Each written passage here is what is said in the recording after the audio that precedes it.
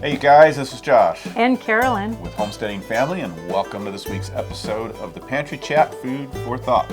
Merry Christmas. Yeah, Merry Christmas. This is the last, I think it's the last Pantry Chat of the year. I think it's the last Pantry Chat of the year. Yeah, we're about ready to take a little break and have some fun and celebration with family, and hope you guys are too. Yeah, so we're kind of talking about that today, talking about the end of our year, things that we've accomplished around the homestead. Sure, a little year-end review Yeah. and closing things out a little bit. So, come on. And of course, that's going to involve a little bit of chit-chat. Always a little bit of chit-chat. Can't do without the chit-chat. Yeah. That'd be sad. Yep.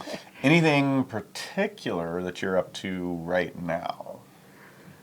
Oh, well, of course, by the time you guys watch this and listen to this podcast-wise, we will be taking a break, and we're actually shutting down business. Everything's stopping and taking a break, which means we're going to be out playing. Hopefully we'll be sledding and ice skating and doing all sorts of fun things, lots of cooking and fun stuff going around Christmas-wise. But then in the break between Christmas and New Year's, we kind of get a lot of fun time. So anyways, I'm looking forward to that. Tromping through the snowing woods a little bit. That sounds like fun. Mm-hmm. But we got to just do a little bit of that too. That we was did. fun. Yeah, going and getting the Getting Christmas the Christmas tree. Yeah. That's always fun. You know, growing up, we both grew up in Southern California. Mm-hmm. I didn't even know that people went out and harvested Christmas trees. I mean, it makes sense to think about it, but that was so far outside of my experience. The closest thing I ever got to do was like go to the Christmas tree farm and pick out your tree. Yeah.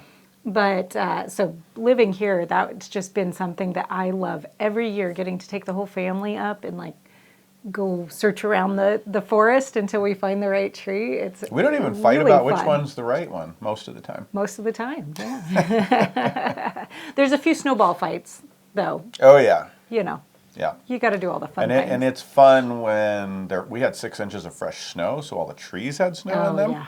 And here's a little tip. When you're evaluating a Christmas tree in the woods with snow on it, realize that it's going to look different when you bring it into the house without the snow on it.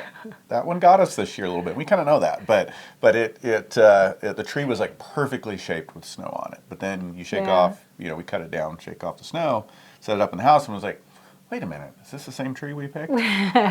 Turns out ornaments are not as heavy as full branches of snow. Let's just say that. But it's still fun. Oh, yeah. Everybody has a good time. We usually come back home and drink hot chocolate or hot apple cider. This year's hot apple cider, we did a lot of cider from our own trees this year.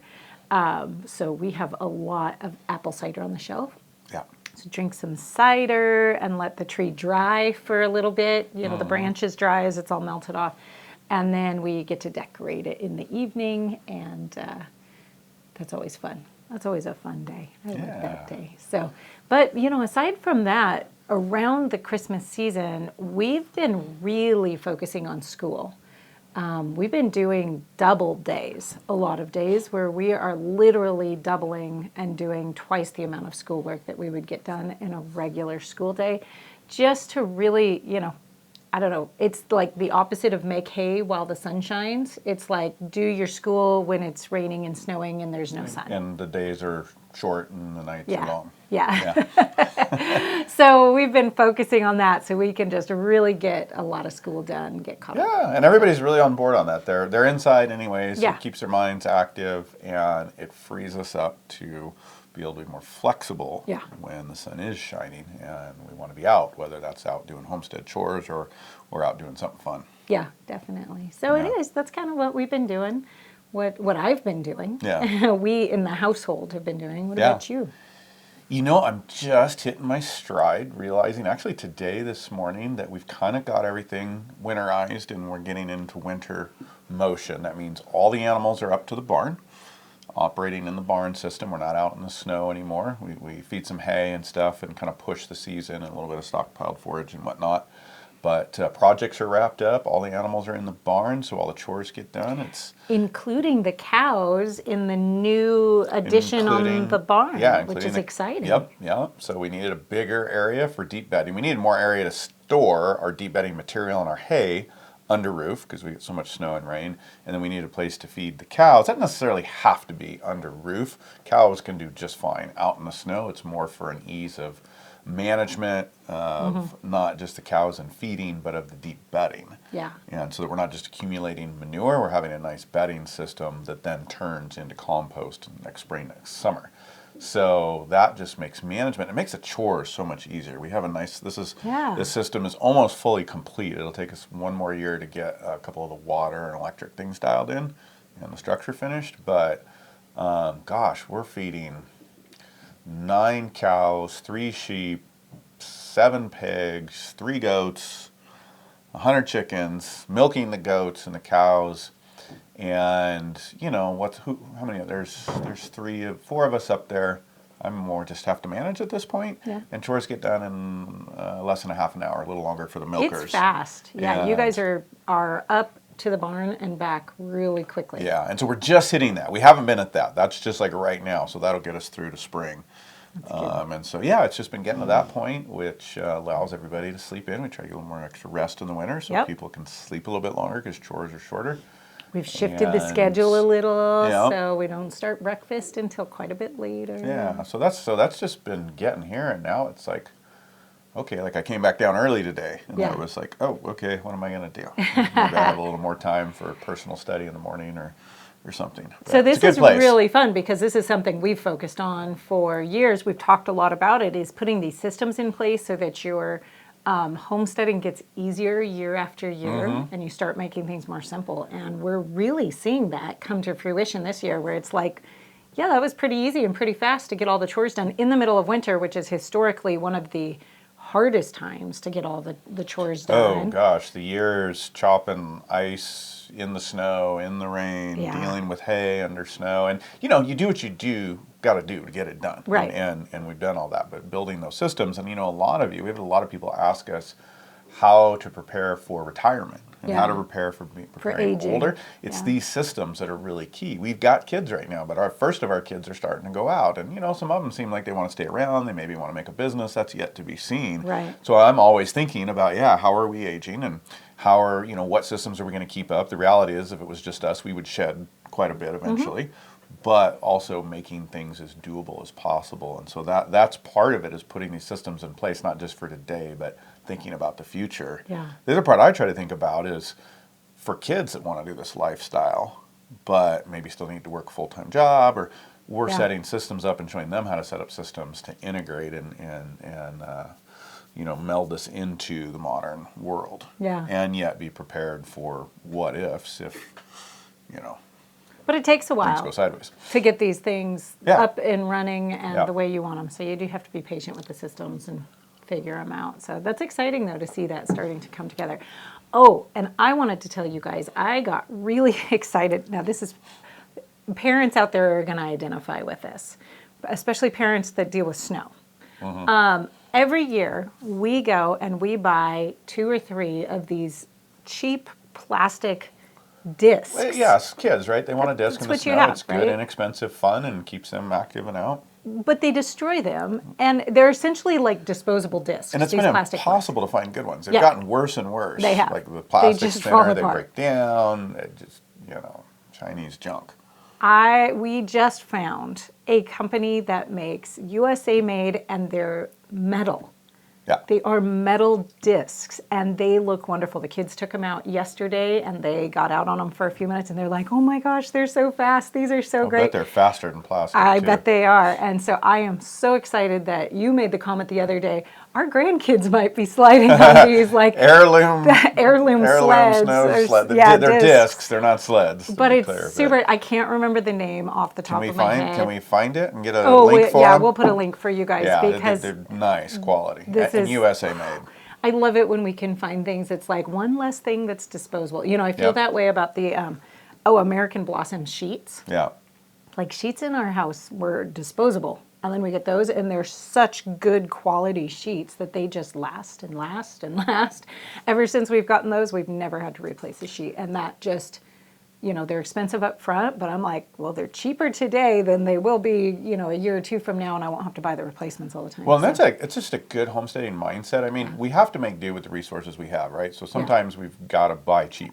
Absolutely. But the mentality of just buying cheap to buy cheap, I find more and more the stuff that I've tried that it just breaks down so fast. I'm not saving any money. Yeah. And in fact, I'm having to spend more energy and shopping more and I'm being frustrated with something not working well when you need it to work well. And so working towards buying the tools, the things that we need. I mean, this is obviously a toy and whatnot, but in our household with so many kids in the winter, it's a big deal.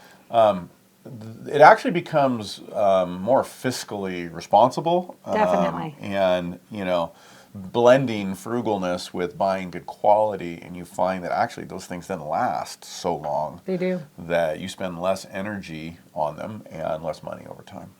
It's a good way. It's hard for us to grasp that sometime in the moment because it's more expensive Well, in the moment. especially when you don't have a lot of extra money. You have to work through it, and sometimes you got to work through it one thing at a time. Sometimes you just got to buy stuff to get by. But I think as homesteaders, we can get in that mentality. It's just got to be cheap. Right. And there's a time where we just got to do what we got to do, and get what we can get to make it happen. Right. But can we work towards, oh man, this thing just keeps breaking down. I mean, I'm going to save up, and I'm going to buy the right thing, instead of just keep dealing with the cheap thing that fails. Sometimes spending more is the frugal answer. It is, yeah. Yeah. Yep. It's the more frugal thing to do. So, anyways, okay. You were I think Got a we were lot to talking say. about chores in the barn. Yeah, I don't know. Well, good. That's the point of the day. somehow We're just free flowing a little got bit. sleds into the middle of your Yeah. chores in the barn. But That's good. Well, I love getting to talk about USA Made, and I've said for a while, one of these days we got to do a pantry chat just on that. USA Made. We're starting to build up a little bit of list, and it's hard. It's challenging Yeah, if it you is. try. There's no just nailing it, but I think that would be a fun discussion If because we're more and you- more finding things, and I think there's more stuff is getting made available Right. in the United States, Yeah. but it's not always easy to find. If you have some favorite USA made companies that you like and that you've been working with and you're like, oh, this product's great, I love this, please put it down in the comments, share it with the rest of us so we can help start sharing resources because like Josh is saying, it's hard to find good companies. So yeah, good. All right, well, we have a question of the day. Yeah, I think or two. one or two of these, they're all for you today. The Three-Eyed Prophet. Interesting handle there, the Three-Eyed Prophet. Watch this before you get a freeze dryer. Asks, how often do you have to clean your freeze dryer, if you have to clean it at all? Good question. Luckily, freeze dryers are really easy to clean. Like the whole inner working pops out and you just have this big drum. So you want to keep it clean, but that doesn't mean that you often need to clean it. The thing is, usually the food is in the trays, and as long as your food stays in the trays like it's supposed to, you don't need to clean the machine really. But occasionally you'll be doing something and the food kind of like poofs out of it. It is actually a poof. That Kind of is a like very the freeze-dried technical water. term. If you breathe on it, it poofs. Kind of like that. Did you Just see that? Just to know, you don't have to clean up freeze-dried water if it gets on your machine.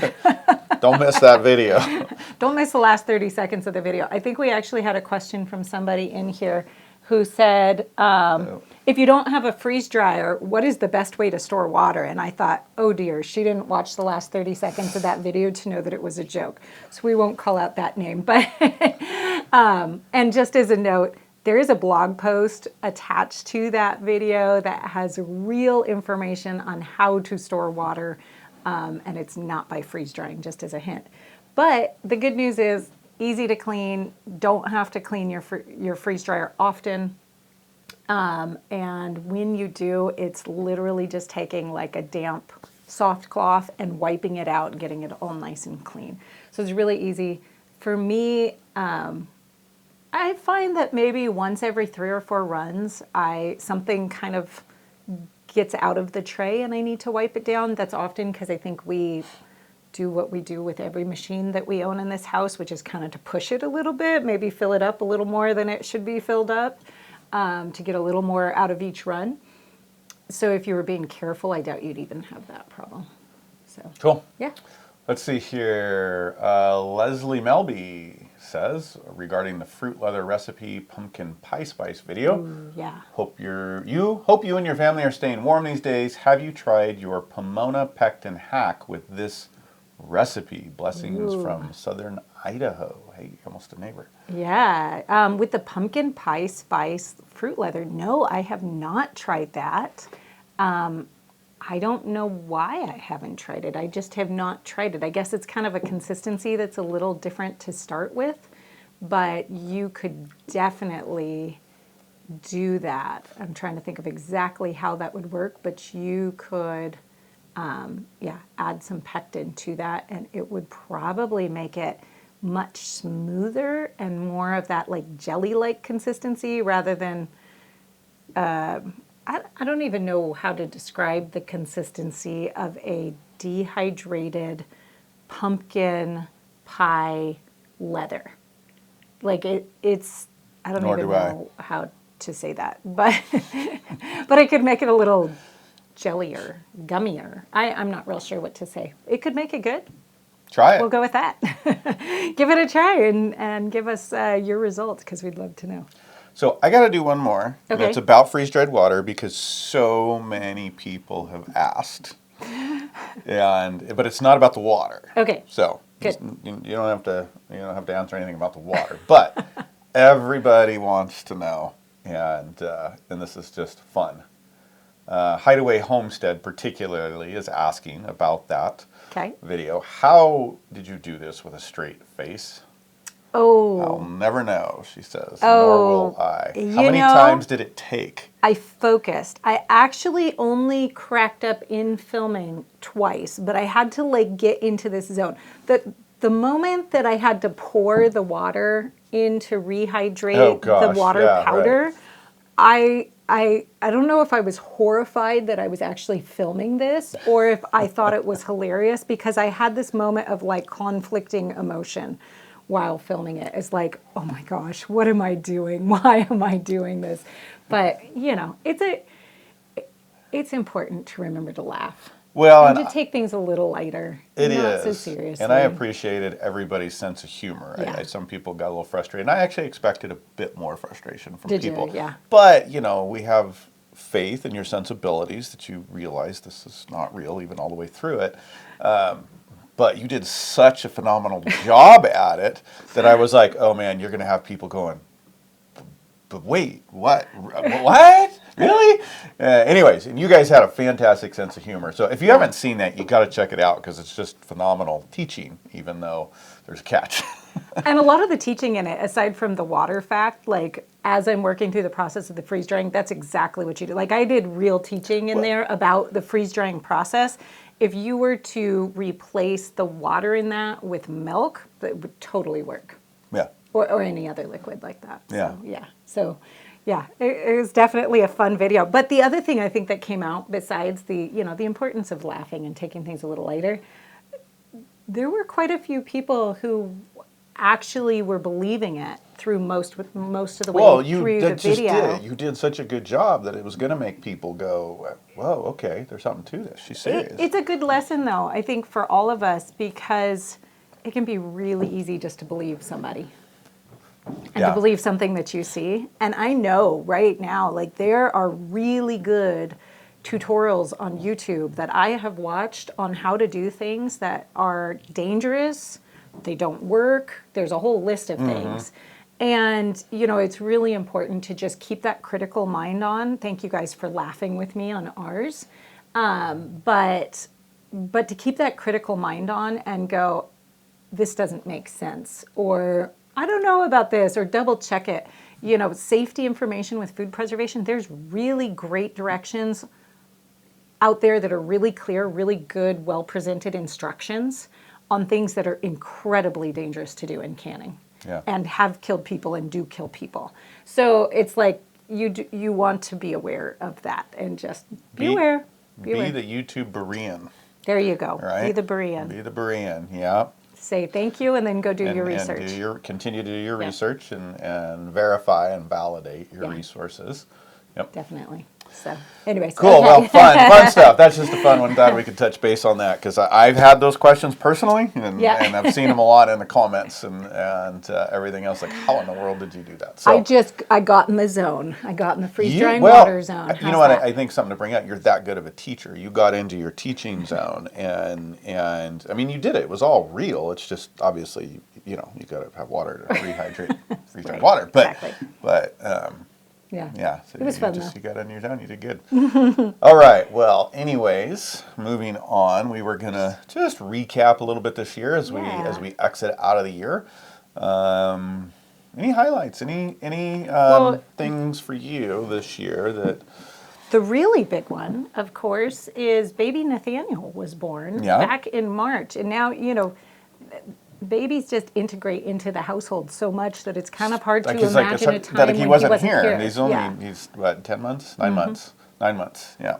And so, he made a big splash coming into the household and definitely had me down a lot over the last couple of, 2 years here between the pregnancy being so rough and then, some recovery time after having him and all of that. And so I felt a little slower this year on some things, but I do feel like we still made a lot of really good progress. There's a lot of good help.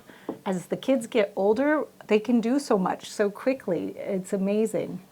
So even with me being down, I guess it was a moment to kind of prove our household systems in a lot of ways, because things just kind of kept getting done, and I don't feel like any one person was stressed or overburdened on that. Now, I do have to say we did have an intern in who was helping, 2 interns who were helping with that, but having one of the interns been here for a while, so she's very knowledgeable of our systems. The other one, who was great and did a fantastic job, but you're still, and people sometimes say, oh, well, you've got all this help, and I hear this about other people that have interns. Yeah, you have to train people. It takes 6 months to get to break even on, and this is hiring somebody in a business, teaching something new. So loved having the interns. It was a big help, but it is work. I don't know if people always realize that it is it is. there is work to it, and it's not all just, it all gets done perfectly. Yeah, absolutely. So that was a big test, and I feel like that really showed that the household systems are really strong. We saw a few places where we had a little weaknesses and little places that we didn't have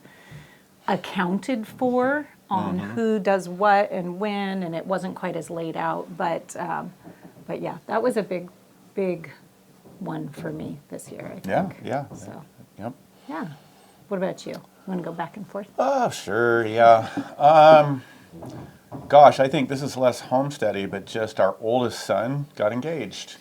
And so that's a new place in life for us. And it was already, he's been working full time and he's been involved. This isn't new as far as with the gal, so it's not surprising. So he's already been kind of working his way into a new life, but that was definitely finality. In a new stage of life for us, our first getting married and getting ready to move on. And it's actually coming up pretty quickly in the beginning of the year. So that's good, but at the same time, it's a new thing, and excited to be watching somebody step into their own life, and of course a little bit like, oh man, they're heading out, and gonna miss them here, and so that's along with having a baby, that's another big highlight. What a contrast in 1 year of a new life coming into the family, and our first getting ready to start his own family. I'm actually really excited about all that because I love her. I think she is just absolutely amazing, and I think she is a perfect fit for him. And I am feeling so blessed to have an amazing first daughter-in-law. It's really cool. It's exciting. And it's really cool to be excited about your children going out. Yes. And just as parents have been working for 18 years here, 18 plus years.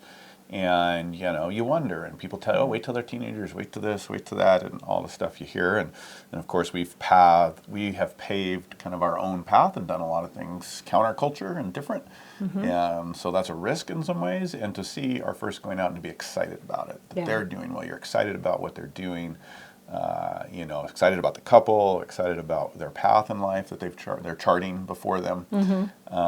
I've just really enjoyed thinking about that and going and just seeing how good this is. I didn't grow up with a lot of that. There was a lot of just dysfunction and, you know, a lot of people not on a good path. And so to see ours on that track is that's beautiful. So that's a biggie for this year. Yeah, Yeah. it's pretty neat. Okay, so I'm going to go totally shallow compared to that. Sure. But, Yeah. you know, another thing we did this year, and I actually did this in anticipation of the baby being born and knowing that I was going to be a little less focused on things like gardening. I created a calendar system for the garden just for our household. So it's very specific to our homestead, our location, when we need to start things, when we need to plant things. So I know everybody's going to be like, can you share that? It really needs to be like specific. Tailored. Yeah, and it's from years of experience on site. Right. Yeah. But because every year we're kind of like, oh yeah, what am I supposed to start earliest and what's the date and when should I do this? I thought, well, this is ridiculous that I'm doing the same questioning and the same calendar questions every single year. And so instead I purchased a calendar. It's a 3-month view calendar. So it's hard to say, each month has its own single page. So you see 3 months at a time. But the way it flips out, you're always seeing 3 months. It's hung on the wall. It's hung on the wall. It's long because it's 3 different panels. Right. And I kind of, it is dated. I know they have dateless calendars, but it is dated for last year. But I went ahead and I put all of the dates of when everything needs to happen, but then I also put how many and what variety and all of these things for all of our standard, so that this coming year, already I'm looking at it and going, oh, okay, I know right here, I need to do this. And this is going to simplify gardening because now I'm making adjustments. All last year I was like, oh, we did that about a week too early. We need to move that. So I went and I adjusted the calendar so we can really hone in this idea of we want succession plantings. We want the earliest. We ate the earliest we've ever eaten here out of the garden this year because of that, like really pushing things and paying attention. So anyways, I'm really excited about that because I think that's another one of those systems that's going to reduce the yearly work. Yep. It's really going to cut down on the garden planning time for me, on the when do I start and how much do I start and what is it, you know? And so anyways, that's a big step forward, I feel like, in our systems. Yeah, it's very, very good. Yeah. I do want to say for people that are new to gardening, that is still a budget, like a budget in that you set it, but you still have to adjust to the annual weather pattern now. But it takes a lot of the guessing, and then you can just adjust to that. You're right. You did a great job on that. That was a huge benefit to the whole garden system. Yeah. And it was very visual, so everybody could go. We put it right on the wall. Everybody could go see, oh, what are we supposed to be doing this week in the garden? Well, it's nice in the 3-month view, too, because we're literally spread out that far, and from starting stuff indoors to some of the last things that need to get started outdoors as soon as we're frost-free. Yeah. And so you see, I really like that being visual. It's not like you're having to flip through something on a computer or flip through a calendar in paper. You just get that view of kind of what's going on in spring and your planting schedule all in one shot. And so you can really, chart things together as you're thinking out and thinking ahead. Well, and for me, it's like, those people with the birthday at the beginning of the month are always the people who like, I'm late or just scrambling to get something because I haven't flipped the calendar yet to think about it, right? So I haven't seen it because I do still work on I use my phone for a calendar also, but I do still work on a real analog paper calendar. Right. So anyways, that just helps you be ready for what's coming down the pipeline. Yep. So, yeah. So another thing this year that was new for us and that was really big was hosting live training on property with Joel Salatin and a farm to table and the Modern Homesteading Conference here in Coeur d'Alene. Right. Yeah. And so that was exciting. It was challenging. It was an honor to have Joel Salatin here and to learn from him on site and have a group of people that were here learning. Yeah. And so definitely learned a lot. And we did 2 properties and then had a farm to table. Dinner, yeah. Farm to table dinner. Right. Yep. And with 100 people, and that went off amazing. really well. People love that. I think we're going to plan the next one. We're thinking about it. We're still thinking about it. We're thinking about Okay. it. We're All right. making sure we can make it happen. Yep. Yeah. And then the Modern Homesteading Conference. I know a lot of you came to that. If you didn't, you really got to go in 2024. It's going to be even better next year. Yeah. And we're both speaking again. Yeah, we're both speaking. Yep. Good. And along with a whole lot of people from the School of Traditional Skills. That's exciting. Speaking. Yeah, it'd be a lot of great speakers. So that was a big event. That just was a big moment for us. That was some new things too. Yeah, well, and a lot at once. Yeah. There was our typical go big and do it all at once. And Yeah. we'll try not to do all three things in the same week next year. Right, yeah. That would be good. Yeah. All right, Good. You got another one? Oh, okay. One more smaller thing for me that we tried is, we're continuing to improve our non-root cellar. Root cellar, I know you guys are all going to ask about the root cellar. It's just a slow, long process. It's not going, definitely not this year. It's time's over this year. It's been derailed a little bit, yeah. Yeah, we can get into that when we have more time. But we've been working on improving our root cellaring in our non-root cellar, which is actually the stairwell of our storm doors to the basement. So that's an area, it's not entirely insulated from outside, but it's not heated from inside, although we do have the ability to open the door and put a little heat in if it looks like it's going to freeze. We can temperature control manually. So that's really nice. So this year, though, our latest addition was putting cabbage in it to see where we could get cabbage to.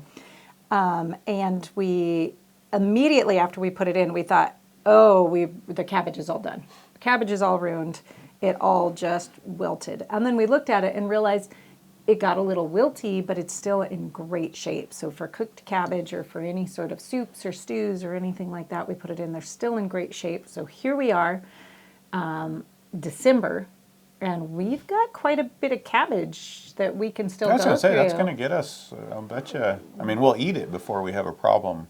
Probably, with it. Yeah, so we can maybe do more, but it's going to take us well into winter. Yeah. Yeah. So that was kind of exciting because it's hard to get greens around here in the middle of winter. Yeah. So this has been my answers. Figure out how to root cellar cabbage. Without a root cellar. Without a root cellar. No problem in the proper root cellar. But Right. We're not there yet. Exactly. Well, I've got one, and this is a little more, lest people think that we don't struggle and have our failures.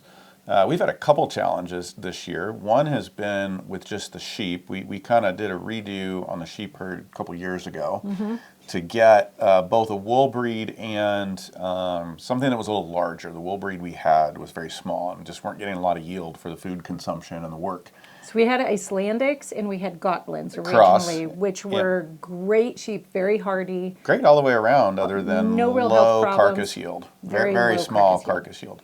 And so we went to these Cotswolds, and nice size, pretty nice wool. I know you're not as excited about the wool, I think, but they've not been great mothers.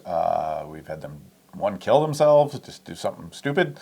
And so that has been a real struggle, and we're having to rethink what we're going to do with sheep. Yeah. And so these things do happen, and they can be a challenge, and we're a couple years in, invested in it. It's like, oh man, this got part of what we wanted. It solved the carcass yield side of things. A little bit, yeah. It's much better, but we like easy management animals. We don't want to babysit animals. We want easy keepers. They need to do their job, pull their weight. As my friend Adam Martin says, you kind of like, get tough or die. And that's not to say we don't care for them, but it's a working homestead. Things need to do their job. They need to not be high maintenance. It's not a hobby farm that we need to give excessive attention. The animals need to function. They need to breed.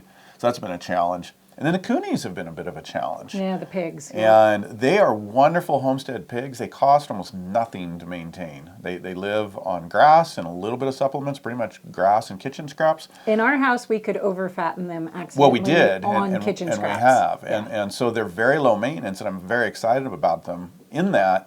But getting them to breed has been a challenge. And I knew that coming into this. This is a challenge across the board. Yeah. For coonies, they can get too fat. There's multiple things, and we're finding that to be a challenge. We're not giving up on it yet, So interested in input if any of you guys have experience. And we have tried the tricks. We've separated off the boar Oh, significantly yeah, away yep, from yep. the sows, and Yeah, we've done we've all the done- different things. Other than but- boar competition, because we thought it was the sows was the problem, Yeah. but we're starting to realize because we got another sow who was pregnant, had piglets, did great, but she's not bred back, and we know she's proven. yeah, and the boar is proven. And the boar is proven, but there's some theory in talking to some friends of mine that have been down this road a bit further that still have similar struggles. So it's the boar, and one thing we haven't done is like boar competition.